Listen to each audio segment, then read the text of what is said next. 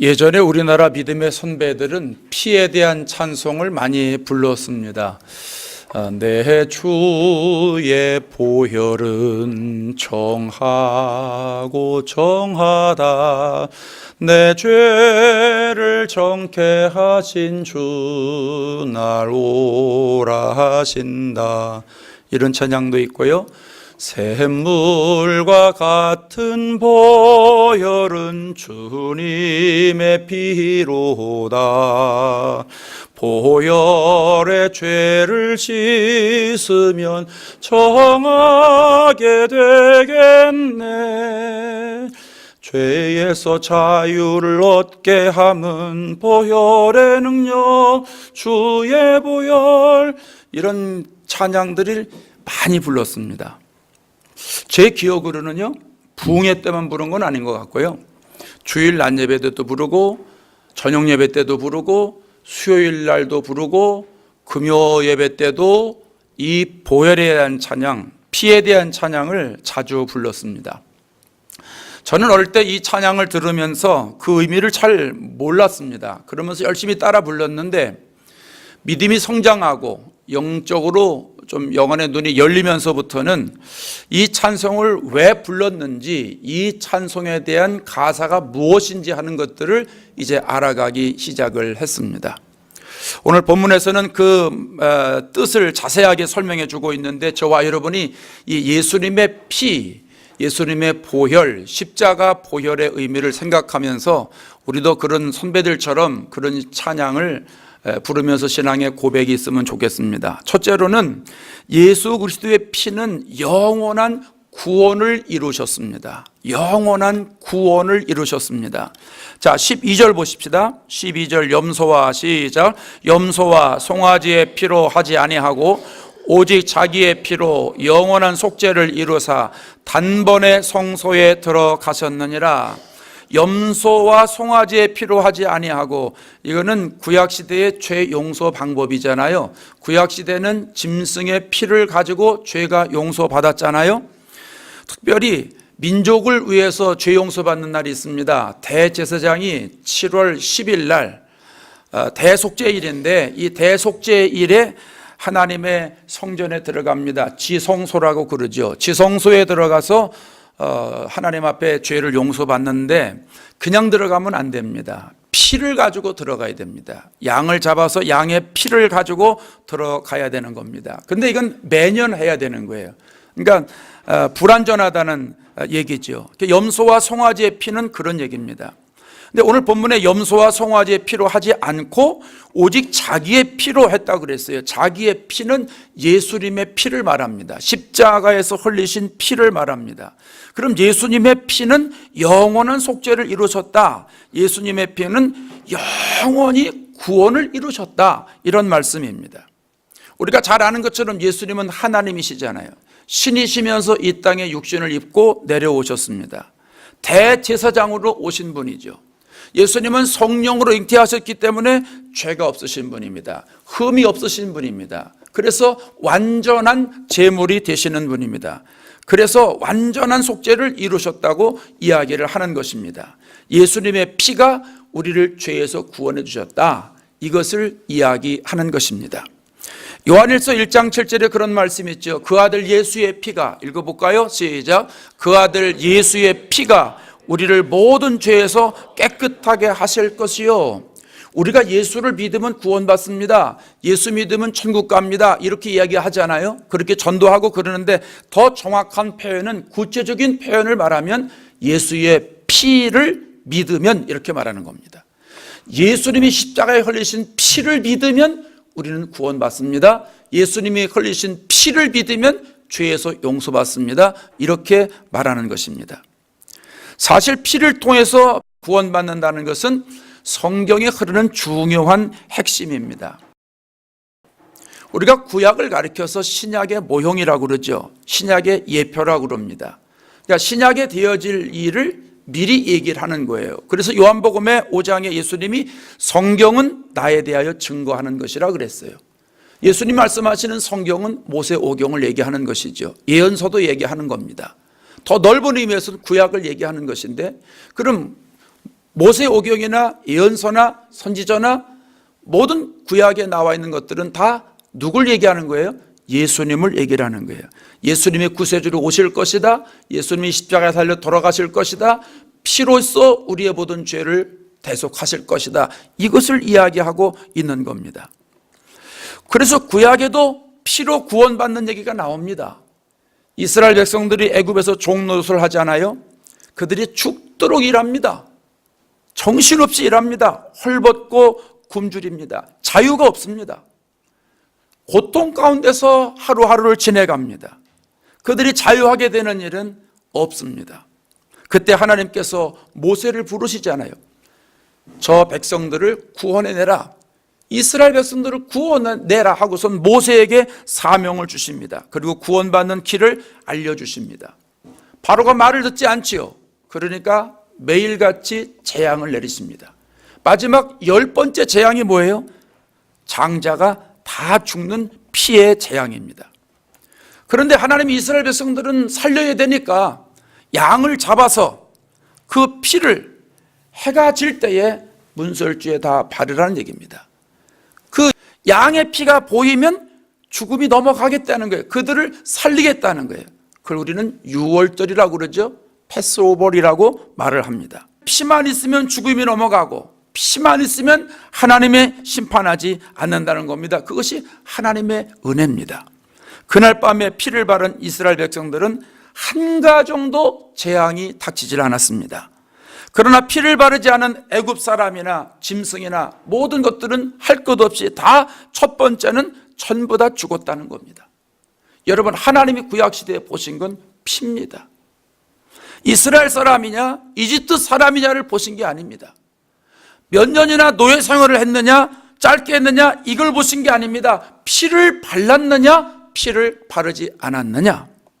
피가 있으면 구원을 받는 것이고 피가 없으면 구원을 받지 못했던 것입니다.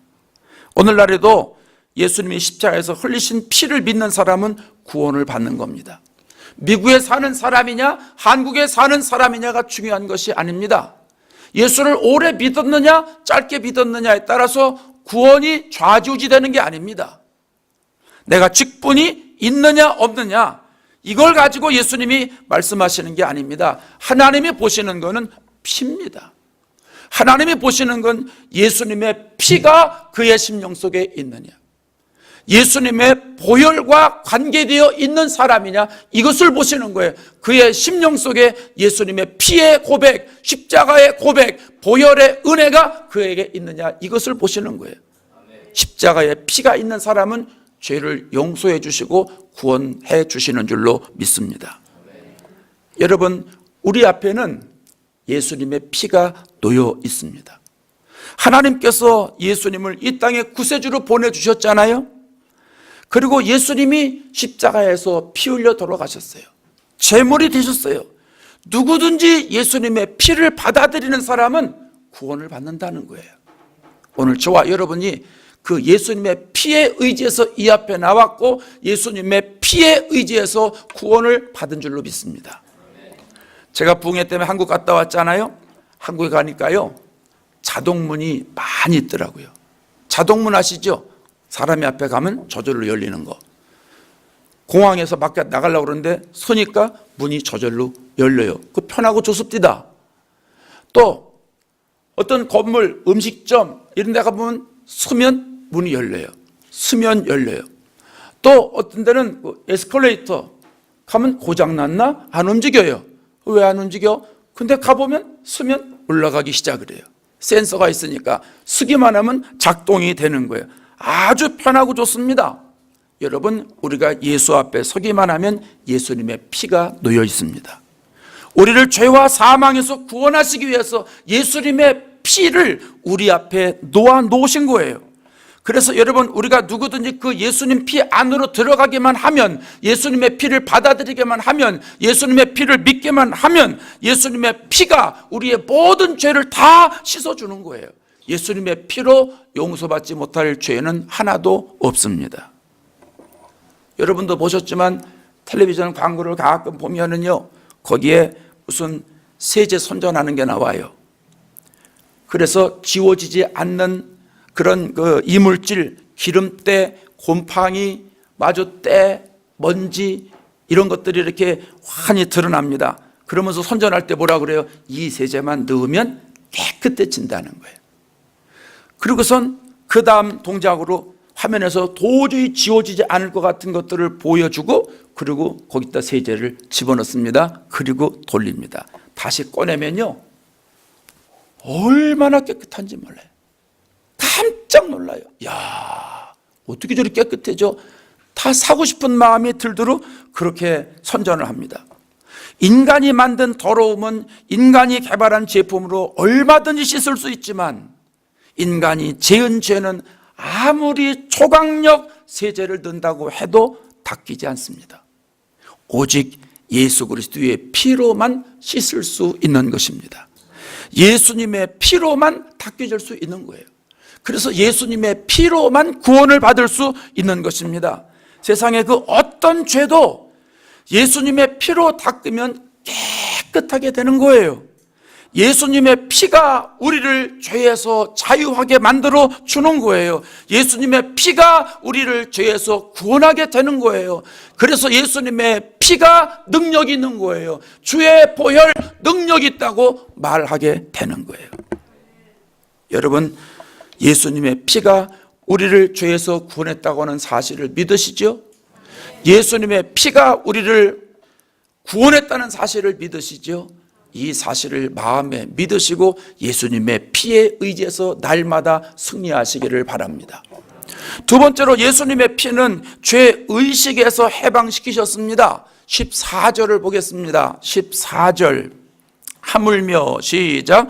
하물며 영원하신 성령으로 말미암아 흠없는 자기를 하나님께 드린 그리스도의 피가 어찌 너희 양심을 죽은 행실에서 깨끗하게 하고, 양심을 죽은 행실에서 깨끗하게 한다라고 하는 말은요, 죽음에 이른 악한 양심과 행실에서 우리를 깨끗하게 한다, 이런 얘기입니다.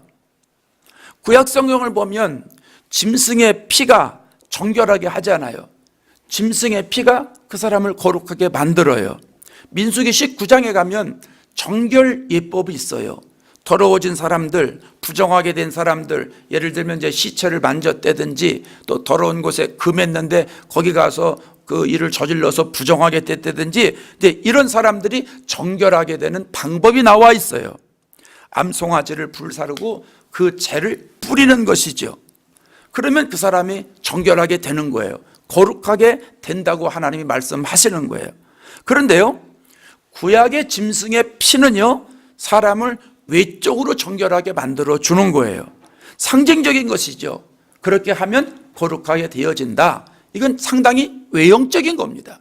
그래서 구약의 피는 외형적인 것을 깨끗하게 만들어 주는 거예요. 그런데 신약의 피는, 예수님의 피는 외형뿐만 아니라 내면까지도, 양심에까지도 깨끗하게 만들어 주는 거예요. 여러분, 하나님의 말씀은 혼과 영과 관절과 골수를 찔러 쪼개기까지 한다고 그랬죠? 마음의 생각과 뜻까지 감찰한다고 그랬죠? 그럼 하나님의 말씀은 우리의 심령 속에 들어가서 내면 깊숙한 곳까지 다 침투해 들어가서 우리의 모든 삶에 역사하죠? 그래서 질병도 하나님의 말씀이 들어가면 낫게 되는 것이죠? 똑같은 논리예요. 예수님의 피는 우리의 내면 깊숙한 곳까지 들어간다는 거예요. 근데 우리의 내면 깊숙한 곳엔 뭐가 있어요? 내가 알지 못하는 죄가 있어요. 내가 알지 못하는 양심의 죄가 있어요. 나도 알지 못하는 것. 그래서 가끔 그것 때문에 내가 힘들어하잖아요. 여러분, 평상시엔 모르지만 누가 건드리고 열받고 자존심 상하고 막 이러면 안에 게 막 올라와가지고 나도 모르게 막 울그락불그락. 이게 심한 사람 뭐라 그래요? 뚜껑 열린다고 그러죠. 뚜껑 열린대요. 이게 왜 그래요? 어떻게 그 사람 평상시에 안 그랬는데, 어머, 어떻게 저 사람 저런 모습이 다 있었어? 이런 경우가 있잖아요. 이게 왜 그래요? 나도 모르는 내 내면 깊숙한 곳에 죄악이 자리 잡고 있기 때문에 흔드니까 이름이 막 올라와가지고 막 나오는 거예요. 그런데 예수님의 십자가 보혈은, 예수님의 피는 우리의 심령 속에 깊이 들어오게 되면 이 내면에 오염된 모든 것까지도 다 정결하게 된다는 거예요. 그걸 우리는 뭐라고 그래요? 거듭난다고 말하는 거예요. 새로워진다고 말하는 거예요. 예수님의 피가 우리의 마음을 새롭게 하는 거예요. 예수님의 피가 우리의 영혼을 새롭게 하는 거예요. 예수님의 피가 우리의 내면의 생각과 마음과 이성과 영혼까지도 모두 다 깨끗하게 만들어 주신다는 거예요. 그래서 우리의 양심을 깨끗하게 한다고 말씀하고 있는 겁니다. 여러분, 왜 양심이냐 하면 보세요. 우리 사람들에게 가장 먼저 움직이는 건 양심이에요. 나에게서 가장 먼저 반응이 나오는 건 양심이에요. 양심에 따라서 그 사람의 마음이 움직여요. 그 사람의 양심에 따라서 말이 움직여요. 그 사람의 양심에 따라서 몸이 움직여요. 그 사람의 양심에 따라서 인격이 움직여요. 물론 양심도 사람마다 조금씩 다르죠. 차이가 있지요. 왜 그런 거 있지 않아요? 그 전에 정의라는 책을 미국 사람이 썼는데 한국 가서 굉장히 센세이션을 일으켰어요. 그리고 그분이 한국 가서 강의도 하고 그랬거든요. 우리나라에서 생각하는 정의가 그 책에 나와 있으니까 아마 우리나라가 그렇게 못하니까 그런 것 같아요. 그러나 여러분, 정의라는 것도 사람마다 달라요. 나라마다 달라요. 기준에 따라서 다르다는 거예요. 양심도 마찬가지라는 거예요. 양심도 사람마다 전부 기준이 다르다는 거예요. 그래서 사람마다 양심이 다르니까 그에게서 나오는 것이 다 다르죠. 그래서 양심을 우리가 바로 지켜야 되는데 잠언서 4장에 뭐라고 그래요? 모든 지킬 만한 것 중에 내 마음을 지키라는 거예요. 양심을 지키라는 거예요. 왜? 생명이 거기에서 나기 때문에. 그러니까 여러분, 양심에 죄가 들어오면 내 양심에 죄의 씨앗이 뿌려지잖아요. 그러면 내 양심이 죄로 오염되는 거예요. 죄가 많이 들어오면 많이 들어올수록 오염되는 거예요. 오염이 더 심해지는 거예요. 그래서 나중엔 어떤 현상이 일어나요? 양심에 따라 움직인다고 그랬잖아요. 양심에 따라 말이 달라져요. 양심에 따라 내 몸의 행동이 달라져요. 양심에 따라서 내 인격이 달라진단 말이에요. 어떤 사람은 저게 죄인데 그 사람은 죄가 아니요. 사람의 양심에 따라 이게 이렇게 다르다니까요. 이 사람은 저건 나쁜 죄예요. 근데 그 사람은 뭘 그걸 가지고 그러냐고. 이게 양심에 따라 달라진다는 거예요. 그래서 양심을 바로 세워야 된다는 거예요.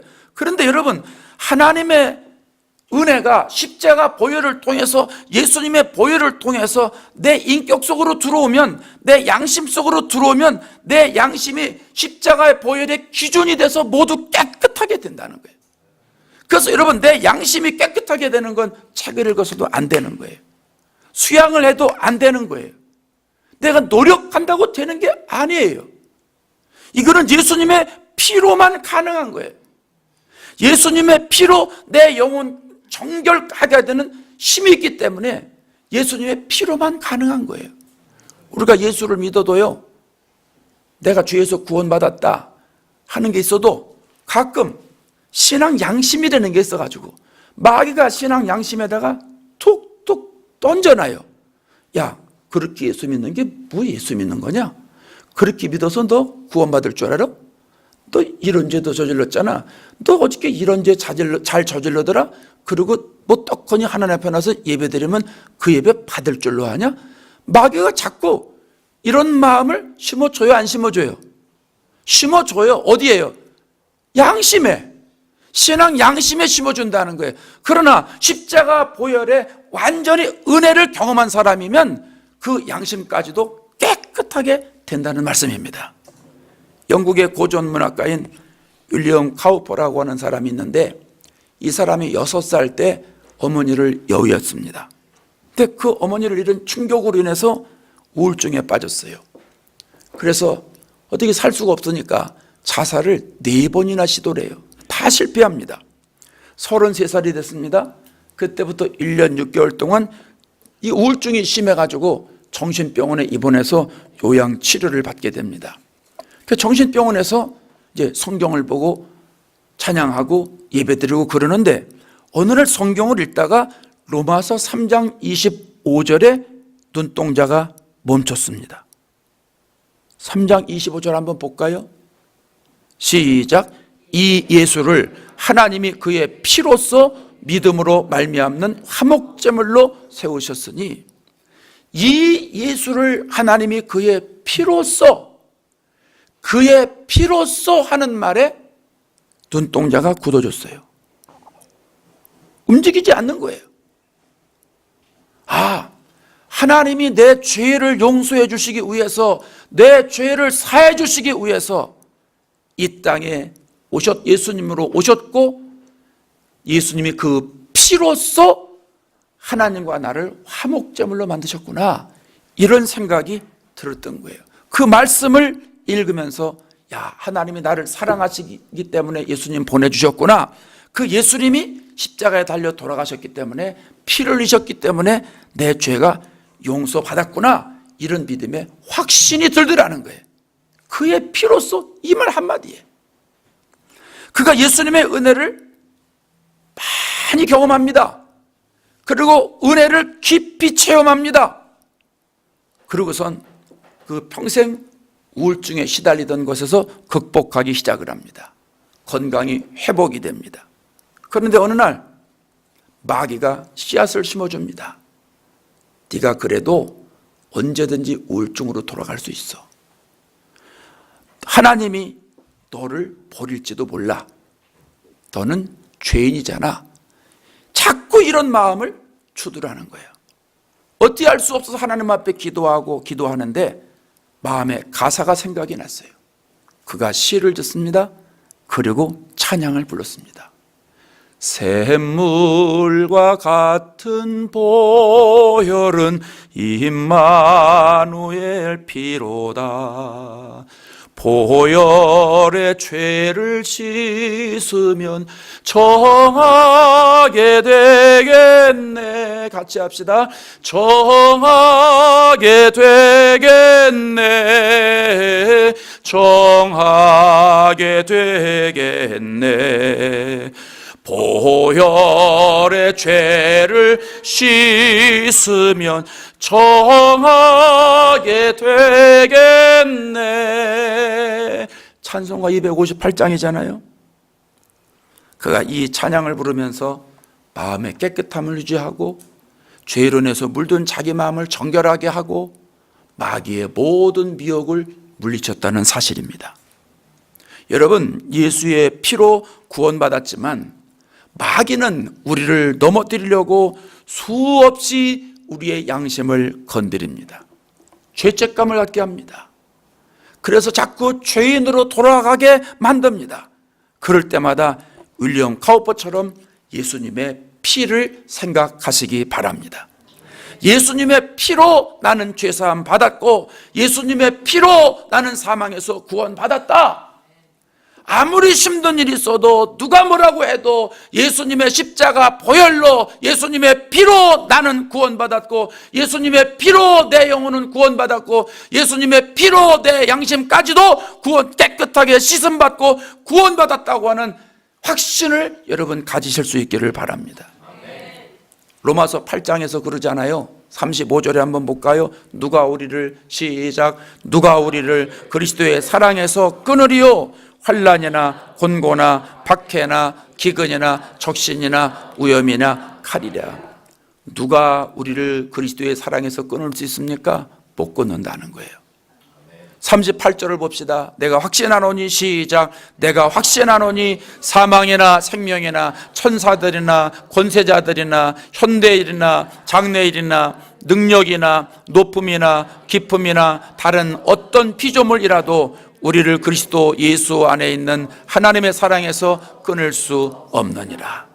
하나님의 사랑이 뭡니까? 예수님의 피입니다. 하나님의 사랑은 독생자 예수 그리스도를 이 땅에 보내주신 것이잖아요. 그것으로 끝이 아니라 십자가에 달려서 피를 흘리신 것입니다. 십자가의 피가 하나님의 사랑입니다. 그래서 우리를 예수님의 피는 세상의 그 어떤 환난으로부터, 어떤 고통으로부터 끊을 수 없는 거예요. 그래서 예수님의 피를 소유한 사람은 가난을 이기게 되는 것이고, 예수님의 피를 소유한 사람은 질병을 이기게 되는 것이고, 예수님의 피를 소유한 사람은 두려움을 극복하게 되는 것이고, 예수님의 피를 무장한 사람은 좌절해서 일어나는 것이고, 절망해서 일어나는 것이고, 환난과 핍박과 죽음까지도 이기게 되는 것입니다. 예수님의 피의 위력이에요. 마귀가 가장 싫어하는 게 뭔지 아세요? 예수님의 피예요. 마귀가 가장 두려워 떠는 것, 예수님의 피예요.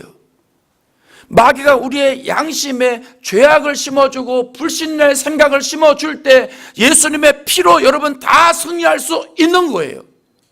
예수님의 피로 마귀를 물리칠 수 있는 겁니다. 그래서 예수님의 피는 우리를 승리하게 만드는 피입니다. 누구든지 예수 그리스도의 피만 가지고 있으면 승리하는 거예요.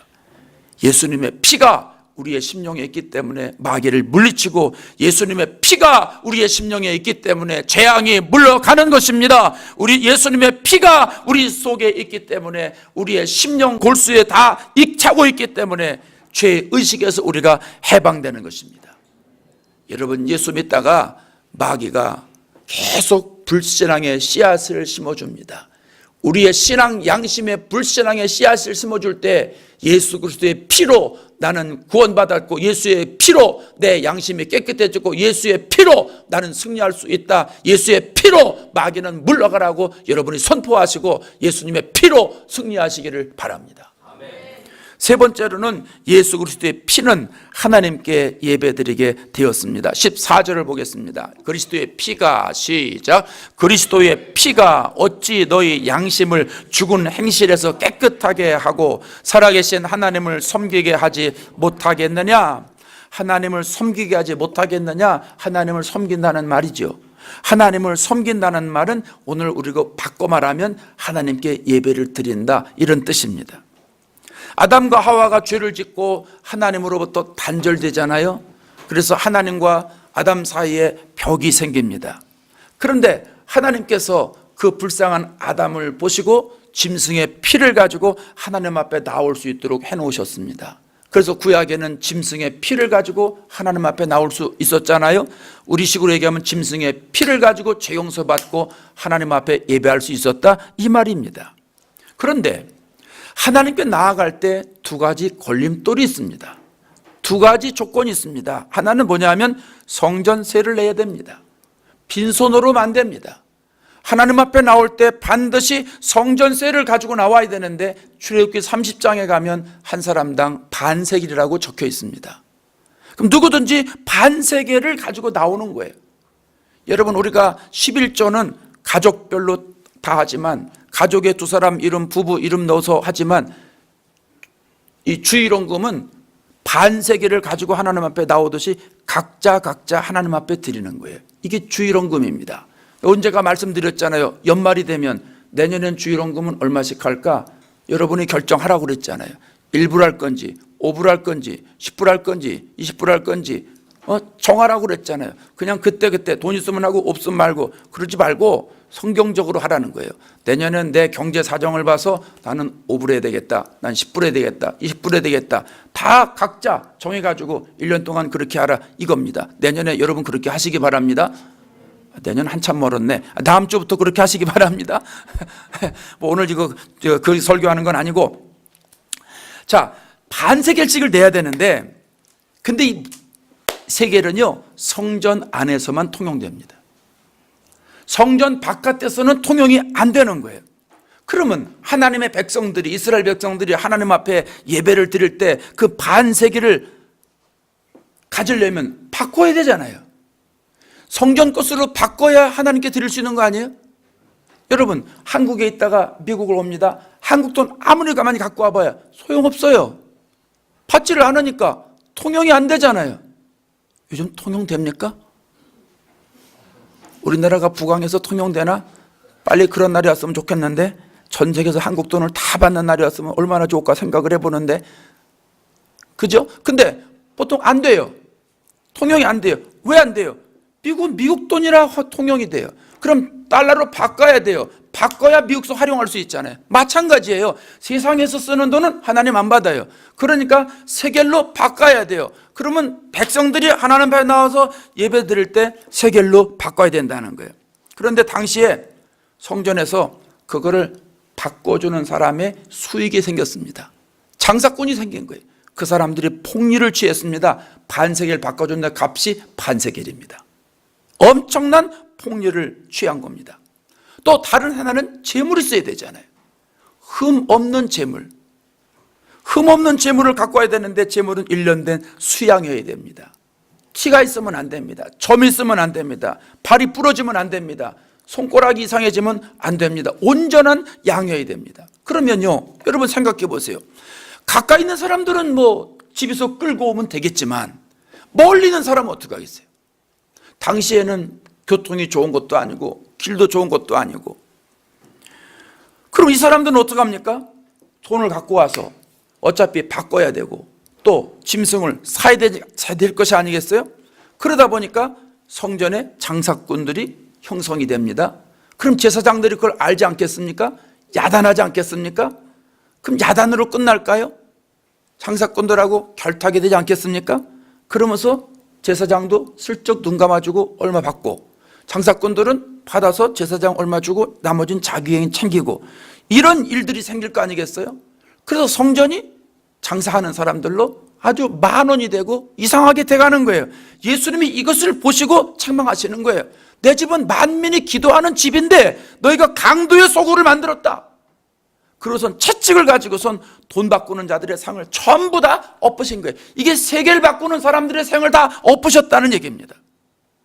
당시에 예수님께서 이렇게 신앙생활하는 걸 보고 이렇게 신앙생활하면 하나님 앞에 갈 수가 없잖아요. 그러니까 예수님이 내가 이 성전을 사흘 뒤에 다시 세우겠다 이렇게 말하는 거예요. 이거 지금 헐어라. 그랬더니 사람들이 무슨 소리냐, 이거 40년 동안 지었는데 어떻게 당시 3일 만에 이걸 지을 수 있겠느냐 말하잖아요. 근데 예수님은 성전된 자기를 가리켜 말씀하신 거라고 그랬잖아요. 자기가 3일 만에 부활하실 것이라고 말씀하신 거예요. 뭐냐 하면 3일 만에 부활하시고 난 다음에는 십자가의 피로 하나님 앞에 바로 예배할 수 있게 된다, 이걸 말씀하시는 거예요. 그래서 사마리아 여인에게 예수님이 말씀하실 때 뭐라고 그래요? 사마리아 여인이 예수님께, 아니 유대 사람들은 저 성전에 가야만, 예루살렘 성전에 가야만 예배드릴 수 있다고 하는데 맞습니까? 그러니까 예수님이 그거 아니야. 앞으로는 영과 진리로 예배할 날이 올 거야. 영과 진리가 뭡니까? 신령과 진정으로 거룩한 영으로 성령 충만해서 말씀으로 드리는 예배 드릴 때가 올 거야. 그것은 꼭 예루살렘이 아니어도 돼. 아무 때나 된다는 거예요. 무슨 말이에요? 십자가 보혈로 드리는 예배가 온다는 거예요. 십자가 피에 의지해서 드리는 예배, 그것은 장소에 상관이 없는 거예요. 어디든지 십자가 보혈 의지하고 예배 드리는 그런 데서는 하나님이 그 예배를 받으신다는 거예요. 그래서 오늘 우리들이 이곳에서도 예배를 드릴 때 하나님이 받게 되는 거예요. 여러분, 우리가 구약시대의 전통을 따르면 구약시대에는 짐승의 피를 통해서만 하나님 앞에 갈 수 있습니다. 그것도 제대로 해야 갈 수 있습니다. 그런데 예수님이 십자가에 피를 흘리심으로 인해서 짐승의 피가 아니라 예수님의 피로 우리는 바로 갈 수 있게 되는 거예요. 여러분, 이게 얼마나 감사한 일인지 몰라요. 구약으로 잠깐 되돌아가 볼까요? 가인과 아벨이 하나님 앞에 제사를 드리잖아요. 예배를 드리는데 하나님이 가인 건 안 받으시고 아벨 건 받으셨어요. 그 이유가 어디 있습니까? 히브리서 11장 4절에 가면 하나님이 그 예물에 대하여 증언하심이라 그랬어요. 예물 때문에 하나님이 예배를 받고 예물 때문에 안 받았다는 거예요. 돈 때문에 안 받았다는 게 아니에요. 헌금 때문에 안 받았다는 게 아니에요. 가인은 농산물을 지어서 하나님 앞에 예물을 드리고, 아벨은 양을 잡아서 양의 피와 기름으로 하나님 앞에 드렸다는 거예요. 아벨은 피의 제사를 드린 것이고 가인은 피의 제사를 안 드리니까 하나님이 피의 제사를 받으셨다는 거예요. 그럼 오늘날 우리가 어떻게 예배를 드려야 됩니까? 예수님의 피에 의지해서 예배를 드려야 한다는 거예요. 말씀이신 예수님께서 십자가에 달려 들어가신 그 진리를 우리가 생각하면서 예수님의 피를 힘입어 하나님 앞에 드리는 예배, 예수님의 십자가 보혈이 묻어나는 예배, 내 죄를 용서해 주셨다고는 이 감격적인 예수님의 피의 믿음으로 하나님 앞에 예배 드릴 때 하나님께서 우리의 예배를 받으신다는 말씀입니다. 히브리서 4장 16절에 가볼까요? 16절, 그러므로 시작. 그러므로 우리를 긍휼하심을 받고 때를 따라 돕는 은혜를 얻기 위하여 은혜의 보좌 앞에 담대히 나아갈 것이니라. 은혜의 보좌 앞에 담대히 나아갈 수 있게 됐다고 말합니다. 어떻게 나아갑니까? 19절을 보십시오. 히브리서 10장 19절, 그러므로 시작. 그러므로 형제들아, 우리가 예수의 피를 힘입어 성소에 들어갈 담력을 얻었나니. 어떻게 들어갈 수 있습니까? 예수님의 피로 인해서. 하나님과 우리 사이에 막혔는데, 죄로 인해서 막혔는데 예수님의 피로 그 막힌 담이 무너졌잖아요. 그래서 예수님의 피에 의지하는 사람은 하나님 앞에 그냥 나아갈 수 있어요. 은혜의 보좌는 하나님의 제단을 말하는 거예요. 예수님의 피로 하나님의 제단에 직접 나아갈 수 있게 된 거예요. 예수님의 십자가 피가 하나님과 우리 사이에 화목제물이 되셨기 때문에 하나님과 우리 사이의 관계가 회복된 거예요. 화해됐기 때문에 이제는 앞에 걸림돌이 없어요. 그냥 나아가면 돼요. 예수님의 이름으로 바로 그냥 나오면 돼요. 예수님의 피의 공로에 의지해서 바로 예배드리면 되는 거예요. 이 은혜가 우리에게 있다는 거예요. 그래서 예수님의 피가 하나님 앞에 바로 예배드릴 수 있게 됐다는 거예요. 여러분, 이게 얼마나 감격적인 일인지 모릅니다. 사랑하는 여러분, 이번 주는 고난주간입니다. 우리를 죄와 사망에서 구원하시기 위해서 예수님이 십자가에서 제물이 되신 주간입니다. 피를 흘리신 주간입니다. 이번 한 주간은 우리가 한번 다르게 살아봅시다. 이전의 많은 주간하고는 다르게 한번 살아보자는 거예요.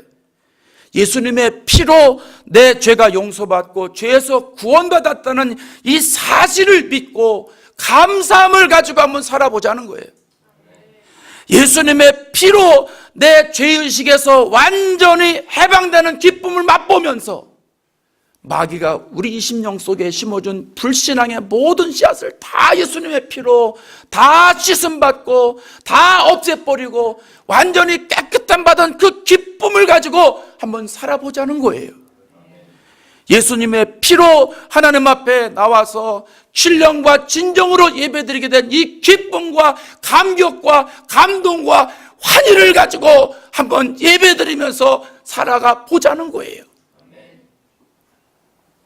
예수님의 피로 충만해서 우리가 한 주간이라도 그렇게 한번 살아갈 때 예수님의 십자가 피가 우리에게 더 충만해질 것이고 예수님의 십자가 피로 충만해서 우리의 신앙이 회복될 거 아니겠어요?